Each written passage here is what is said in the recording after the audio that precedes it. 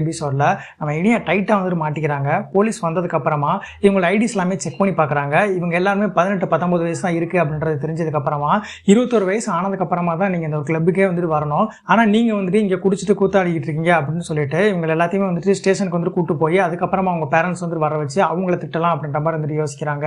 இவங்க எல்லாத்தையும் தரத்தரன்னு இழுத்துட்டு போறாங்க. இனியா வந்துட்டு எவ்வளவோ கெஞ்சி பார்க்குறாங்க, விடமாட்டேன்றாங்க. ராதிகா வந்துட்டு பக்கத்து ஹோட்டலில் வந்து சாப்பிட்டுட்டு அதுக்கு என்ன பிரச்சனை நடக்குது அப்படின்றத பார்க்குறாங்க. அப்பதான் வந்துட்டு இனியா இருக்கிறத வந்துட்டு பார்க்குறாங்க. எனக்கு தெரிஞ்ச பொண்ணு தான், அவளை விட்டுருங்க, எல்லா பொண்ணையும் வந்துட்டு விடுங்க அப்படின்ற மாதிரி வந்துட்டு கேட்குறாங்க. ஆனால் வந்துட்டு போலீஸ் வந்து விட மாட்டேன்றாங்க. அதுக்கப்புறமா அவங்க அண்ணனோட ஃப்ரெண்டு வந்துட்டு ஏசிபி தான். அவங்க சொன்னதுக்கு அப்புறமா இனியா வந்துட்டு விட்டுறாங்க. ஸோ கூட இருந்து அவங்க ஃப்ரெண்ட்ஸையும் வந்துட்டு விட்டுறாங்க. ஸோ பசங்களை மட்டும் வந்துட்டு பிடிச்சிட்டு போயிட்டாங்க.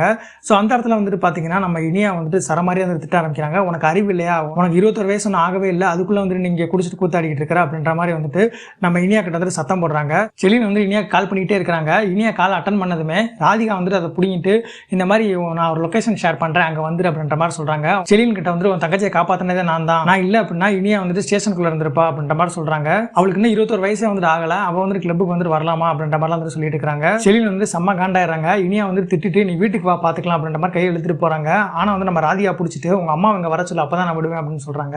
ஸோ ராதிகா வந்து இந்த இடத்துல ஒரு பெரிய ரிவெஞ்ச் எடுக்க போறாங்க. உங்களோட கருத்துக்கள் எது வந்தாலும் மறக்காம கான்வாஸ் சொல்லி தெரிவிங்க. அடுத்த ஒரு ப்ரோமோ அப்டேட் தெரிஞ்சுக்க போய் சப்ஸ்கிரைப்